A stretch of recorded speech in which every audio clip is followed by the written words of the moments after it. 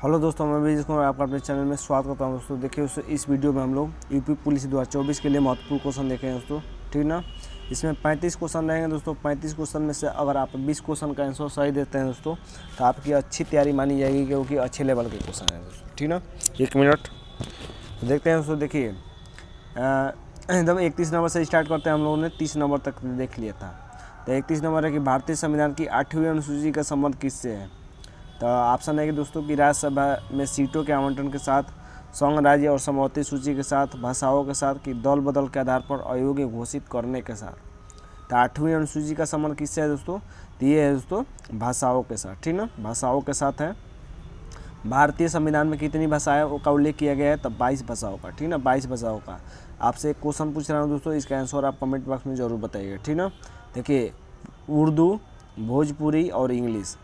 उर्दू, भोजपुरी और इंग्लिश, ठीक ना। इंग्लिश यानी अंग्रेजी। इसका उल्लेख संविधान की 22 भाषाओं में है कि नहीं, ठीक ना। ज़रूर बताइएगा, क्योंकि एग्जाम में इसी में से पूछता है कि निम्न में से कौन भारतीय संविधान की 22 भाषाओं में शामिल नहीं है, ठीक ना। आप कमेंट बॉक्स में ज़रूर बताइएगा, ठीक ना। समवर्ती सूची किससे लिया गया है? तो ऑस्ट्रेलिया से लिया गया है, ये भी याद रखिएगा। आगे है दोस्तों कि राज्यों के राज्यपाल संविधान के अंतर्गत अपने आचार व्यवहार के लिए उत्तरदायी होते हैं। यानी किसके प्रति राज्यों के राज्यपाल उत्तरदायी होते हैं? राज्य के मुख्यमंत्री के प्रति, प्रधानमंत्री के प्रति, कि राष्ट्रपति के प्रति, कि विधानसभा के प्रति। तो राज्यों के राज्यपाल किसके प्रति उत्तरदायी होते हैं दोस्तों? तो ये होते हैं राष्ट्रपति के प्रति, ठीक ना। आगे क्वेश्चन है दोस्तों कि गोवा राज्य किस उच्च न्यायालय के न्यायिक अधिकार क्षेत्र में आता है? यानी गोवा राज्य का उच्च न्यायालय किसके अधीन आता है, ठीक ना। महाराष्ट्र, कर्नाटक, चेन्नई, भोपाल। क्या आंसर हो जाएगा दोस्तों? ये हो जाएगा दोस्तों महाराष्ट्र, ठीक ना। गोवा राज्य का उच्च न्यायालय महाराष्ट्र के अंतर्गत आता है, महाराष्ट्र उच्च न्यायालय के अंतर्गत आता है। 34 नंबर देखिए दोस्तों, क्वेश्चन 34 नंबर है, संविधान का वो कौन सा अनुच्छेद है जिसके अंतर्गत किसी राज्य का प्रशासन भारत का राष्ट्रपति अपने नियंत्रण में ले सकता है? यानी किस अनुच्छेद के अंतर्गत कोई राष्ट्रपति भारत के राज्य का प्रशासन अपने हाथ में ले सकता है, ये पूछा गया है, ठीक है। बढ़िया क्वेश्चन है। अनुच्छेद 355, अनुच्छेद 356, 352 कि 326। क्या आंसर हो जाएगा दोस्तों? तो ये हो जाएगा दोस्तों 356, ठीक ना। 356। आगे क्वेश्चन है दोस्तों, इनमें से किसने पहली बार कहा कि पृथ्वी गोल है? पृथ्वी गोल है सबसे पहले किसने कहा था? आस्टिल, कापरनिकस, स्ट्रेबो, कि इनमें से कोई नहीं। तो किसने कहा था दोस्तों? तो ये कापरनिकस ने कहा था। ये तो आसान क्वेश्चन था, कापरनिकस ने, ठीक ना। मेसोपोटामिया का आधुनिक नाम क्या है? यानी मेसोपोटामिया की सभ्यता आप जानते होंगे दोस्तों। तो मेसोपोटामिया जो है वर्तमान में उसका आधुनिक नाम क्या है दोस्तों? ये पूछ रहा है, ठीक ना। Iran, Iraq, Tehran, Baghdad. 36। तो 36 का आंसर क्या हो जाएगा दोस्तों? कमेंट बॉक्स में जरूर बताइएगा। इराक हो जाएगा। क्या हो जाएगा? इराक हो जाएगा, ठीक ना। आगे क्वेश्चन देते हैं 37 नंबर कि अंतर्राष्ट्रीय न्यायालय के न्यायाधीशों का निर्वाचन किसके अवधि के लिए, कितने अवधि के लिए किया जाता है? यानी अंतर्राष्ट्रीय न्यायालय के न्यायाधीशों का निर्वाचन कितनी अवधि के लिए किया जाता है, ये पूछ रहा है, ठीक ना। 4 वर्ष, 5 वर्ष, 6 वर्ष, 9 वर्ष। महत्वपूर्ण क्वेश्चन है दोस्तों। क्या आंसर हो जाएगा? तो ये हो जाएगा दोस्तों 9 वर्ष, ठीक ना। आगे है दोस्तों, आगे कि भारत में सबसे बड़ा नदी मुख किस नदी के मुख पर है? गोदावरी, कृष्णा, भागीरथी, हुगली। क्या आंसर हो जाएगा दोस्तों? तो देखिए ऑप्शन में ब्रह्मपुत्र नहीं दिया है, गंगा भी नहीं दिया है। तो क्या आंसर हो जाएगा? हुगली हो जाएगा। क्या हो जाएगा? हुगली हो जाएगा, ठीक ना। 38 का क्या हो जाएगा? हुगली हो जाएगा। अगला देखते हैं, काराकोरम हाईवे जोड़ता है। काराकोरम हाईवे किसको जोड़ता है? पाकिस्तान और अफगानिस्तान को, पाकिस्तान और चीन को, पाकिस्तान और अक्साई चीन को, जम्मू और श्रीनगर को। तो किसको जोड़ता है दोस्तों काराकोरम द्वारा? तो ये जोड़ता है दोस्तों पाकिस्तान और अक्साई चीन को, ठीक ना। अकलाई भी कहा जाता है, अक्साई चीन, याद रखिएगा, महत्वपूर्ण है। ये देखिए दोस्तों, किस नदी के किनारे पेरिस बसा है? पेरिस कहाँ बसा है ये पूछ रहा है। सी नदी के किनारे, थीम्स, कि सेंट लॉरेंस, की राइन। किस नदी के किनारे बसा है दोस्तों? तो ये सीन नदी के किनारे बसा है, ठीक ना। फ्रांस की राजधानी क्या है? पेरिस है। तब पेरिस सीन नदी के किनारे स्थित है। 41 देखिए दोस्तों, 41 नंबर है कि मध्य प्रदेश में नेपा नगर किस लिए प्रसिद्ध है? ये पूछा गया क्वेश्चन है दोस्तों। नेपा नगर किस लिए प्रसिद्ध है? शक्कर मिल के लिए, समाचार छापने की फैक्ट्री के लिए, कि स्टील प्लांट के लिए, कि हेवी इंजीनियरिंग प्लांट के लिए। तो किसके लिए दोस्तों? तो ये है समाचार छापने की फैक्ट्री के लिए प्रसिद्ध है, यानी नेपानगर कागज़ के लिए प्रसिद्ध है। ठीक है, ये भी याद रखिएगा। 42 नंबर दोस्तों, निम्न में से कौन सा देश भारत के झींगी का आयात सबसे अधिक करता है? तो कौन करता है दोस्तों? ऑप्शन है जापान, दक्षिण कोरिया, दक्षिण अफ्रीका, यूएसए। महत्वपूर्ण क्वेश्चन है दोस्तों कि भारत के झींगी का आयात कहाँ होता है, झींगी का। ठीक ना, तो क्या हो जाएगा दोस्तों आंसर? ये हो जाएगा दक्षिण अफ्रीका। ठीक ना, दक्षिण अफ्रीका हो जाएगा। 43 देखिए दोस्तों, 43 क्वेश्चन है, ये भी ज़बरदस्त क्वेश्चन है। ये भारत में सरकारी उद्देश्य के लिए राष्ट्रीय पंचांग कब अपनाया गया था? महत्वपूर्ण है, ये राष्ट्रीय पंचांग को कब अपनाया गया था? ठीक ना, 21 मार्च 1957, 22 मार्च 1957 की 21 जनवरी 1952 की 26 जनवरी 1950। तो राष्ट्रीय पंचांग को कब अपनाया गया था दोस्तों? तो ये हो जाएगा 22 मार्च 1957। ठीक ना, 43 का बी हो जाएगा, 22 मार्च 1957 हो जाएगा। अगला है दोस्तों, ये भारत में अंकलेश्वर किसके उत्पादन के लिए जाना जाता है? अंकलेश्वर किसके उत्पादन के लिए जाना जाता है दोस्तों? कोयला, यूरेनियम, लौह अयस्क कि पेट्रोलियम? किसके लिए जाना जाता है दोस्तों? तो ये जाना जाता है पेट्रोलियम के लिए। ठीक ना, अगला है कि गुट निरपेक्ष आंदोलन का पहला सम्मेलन बेलग्रेड में कब हुआ था? तो यहाँ से आपको 2 क्वेश्चन मिल गया कि गुट निरपेक्ष आंदोलन का पहला सम्मेलन कहाँ हुआ था? तो बेलग्रेड में हुआ था। कब हुआ था? ऑप्शन है दोस्तों, ऑप्शन है 1985, 1961, 1983, 1957। क्या आंसर हो जाएगा दोस्तों? तो ये आंसर हो जाएगा दोस्तों 1961। ठीक ना, अगर क्वेश्चन पसंद आ रहा हो दोस्तों तो लाइक जरूर करिएगा। ठीक ना, अगला दूसरा क्वेश्चन है कि सकल घरेलू उत्पाद और शुद्ध घरेलू उत्पाद के बीच का अंतर क्या कहलाता है? महत्वपूर्ण है। संपत्ति से सरकारी आय के अप्रत्यक्ष कर की स्थिति पूंजी पर उपभोग की शुद्ध पूंजी निर्माण क्या कहलाता है दोस्तों? 46 का याद रखिएगा दोस्तों, ये स्थिति पूंजी पर उपभोग, स्थिति पूंजी पर उपभोग कहलाता है। सकल घरेलू उत्पाद और शुद्ध घरेलू उत्पाद के बीच के अंतर को कहते हैं। 47 देखते हैं दोस्तों, 47 है कि भारत में किस राज्य के प्रति व्यक्ति आय सर्वाधिक है? किस राज्य की प्रति व्यक्ति आय सबसे ज़्यादा है भारत में? हरियाणा, महाराष्ट्र, पंजाब, दिल्ली। क्या हो जाएगा दोस्तों आंसर? तो ये हो जाएगा दिल्ली हो जाएगा। ठीक है ना, दिल्ली हो जाएगा। अगला देते हैं 48, निम्न में से किस राज्य की प्रति व्यक्ति आय संपूर्ण देश की प्रति व्यक्ति आय से अधिक है? नहीं है। तो ये प्रति व्यक्ति आय वाला 2 क्वेश्चन आ गया। ठीक ना, पंजाब, हरियाणा, महाराष्ट्र, कर्नाटक। क्या हो जाएगा दोस्तों आंसर? ये हो जाएगा दोस्तों कर्नाटक। ठीक ना, कर्नाटक हो जाएगा। अगला है कि भारत का वर्तमान लिंगानुपात कितना है? भारत का वर्तमान लिंगानुपात कितना है दोस्तों?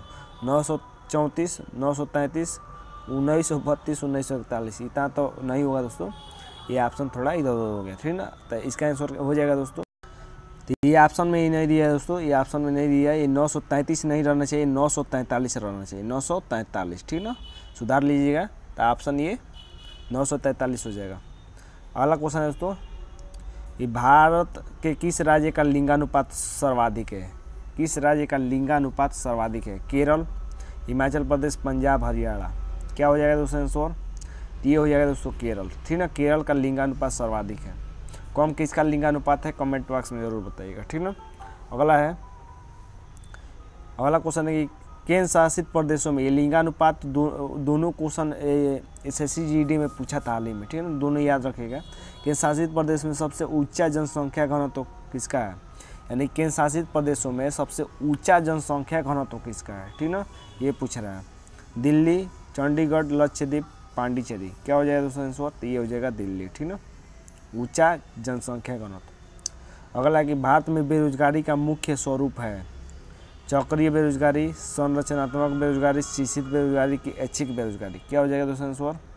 तो ये हो जाएगा दोस्तों संरचनात्मक बेरोजगारी। ठीक ना, अगला है संरचनात्मक बेरोजगारी की कालिक प्रकृति क्या है? यानी जो संरचनात्मक बेरोजगारी है उसका कालिक प्रकृति क्या है?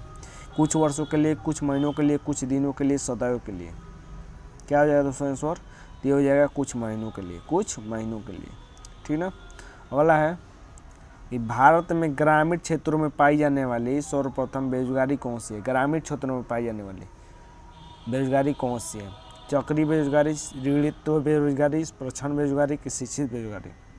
क्या हो जाएगा दोस्तों आंसर? तो ये हो जाएगा प्रच्छन्न बेरोजगारी। अगला क्वेश्चन है दोस्तों 55। भारत में रोजगार के अवसर उत्पन्न करने की दर किस क्षेत्र में सर्वोच्च रही है? यानी रोजगार के अवसर उत्पन्न करने का दर सबसे ज़्यादा किस क्षेत्र में रहा है? कृषि के क्षेत्र में, खनन में, विनिर्माण में कि निर्माण में? क्या हो जाएगा दोस्तों आंसर? ये ऐसा क्वेश्चन अगर आपसे पूछता है ना दोस्तों तो आप कंफ्यूज हो जाते हैं, ठीक ना। तो ऐसे क्वेश्चनों को भी प्रैक्टिस करना जरूरी है। तो क्या हो जाएगा? निर्माण, ठीक ना, निर्माण के क्षेत्र में। ये क्या था? 55 था। अगला कि भारत में किस राज्य ने सर्वप्रथम रोजगार गारंटी कार्यक्रम चलाया था? ये एग्जाम में पूछा गया, SSC GD में पूछा था हाल ही में, ठीक ना, कि सर्वप्रथम रोजगार गारंटी कार्यक्रम कहाँ चलाया गया था, भारत के किस राज्य में? ऑप्शन है गुजरात, केरल, पश्चिम बंगाल, महाराष्ट्र। क्या हो जाएगा दोस्तों? तो ये हो जाएगा महाराष्ट्र, ठीक ना, महाराष्ट्र में। ये देखिए दोस्तों, ट्राइसेम कार्यक्रम निम्न में से किससे संबंधित है? ट्राइसेम कार्यक्रम, ऑप्शन है दोस्तों रोजगार हेतु युवा स्नातकों से, रोजगार हेतु ग्रामीण युवकों से, रोजगार हेतु ग्रामीण युवकों से, स्वरोजगार हेतु ग्रामीण युवकों से कि स्वरोजगार हेतु ग्रामीण महिलाओं से? क्या हो जाएगा दोस्तों आंसर? क्या हो जाएगा आंसर, ठीक ना, ये हो जाएगा दोस्तों आंसर स्वरोजगार हेतु ग्रामीण युवकों से, ठीक ना। अगला क्वेश्चन है 58